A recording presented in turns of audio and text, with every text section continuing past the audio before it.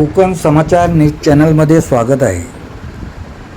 Kherdi MIDC परिसरामध्ये एका श्वानीला ट्रकच्या कॅबिनमध्ये निर्दयीपणे कोंडून ठेवल्याची धक्कादायक घटना समोर आली आहे।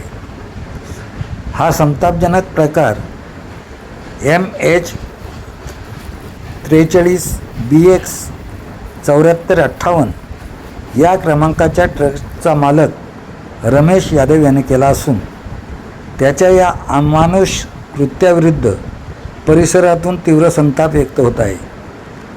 राधाई फाउंडेशन आणि महाराष्ट्र लोक अधिकार समितीच्या पदाधिकाऱ्यांनी दाखवलेल्या तत्परतेमुळे या मुक्या प्राण्याची सुखरूप सुटका करण्यात आली।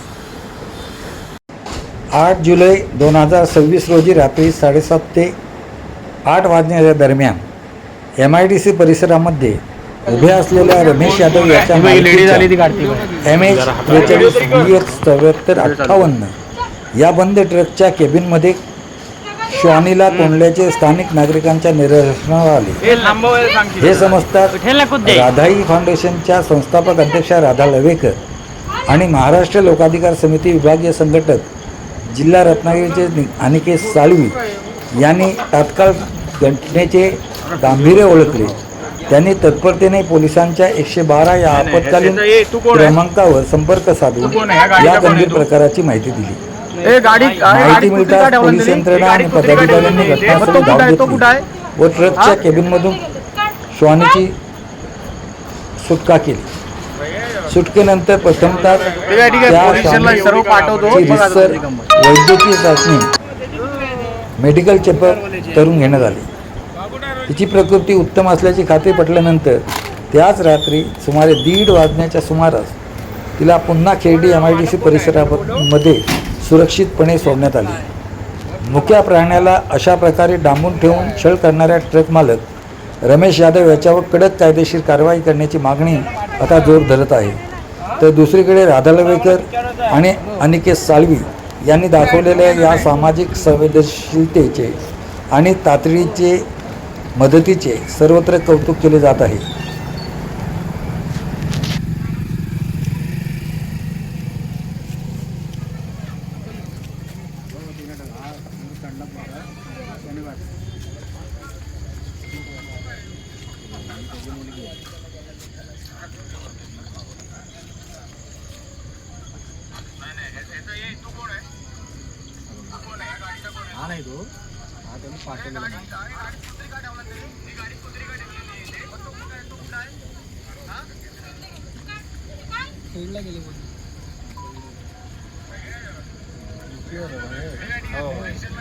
काय आहे आज कुत्री आहे, उद्या एखादी लहान मुलगी उचलून टाकल्यानंतर कोण जबाबदार राहणार त्या गोष्टीला? आज आपण सोशल मीडियावरती सगळे विषय बघतोय। चालू आहे असली म्हणून काय झालं? कुत्री असली म्हणून काय झालं? शेवटी एक जीवच आहे ना तो पण। कुत्री हाच कुत्री म्हणजे काय? कुत्री पण काय हे नाही रस्त्यावर बारका बिघडत मुली शिकतात ही दोन जीवाची गाडी आहे ना।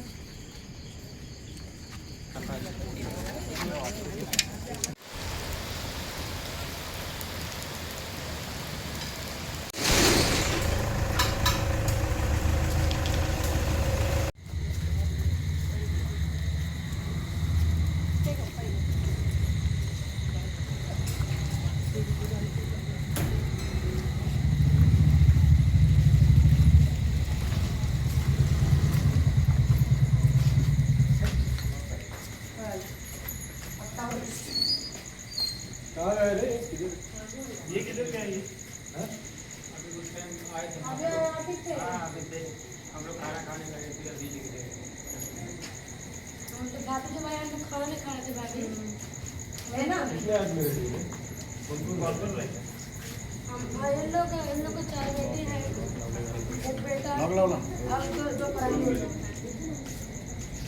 लॉकडाउन होती हो लॉकडाउन गेले ना।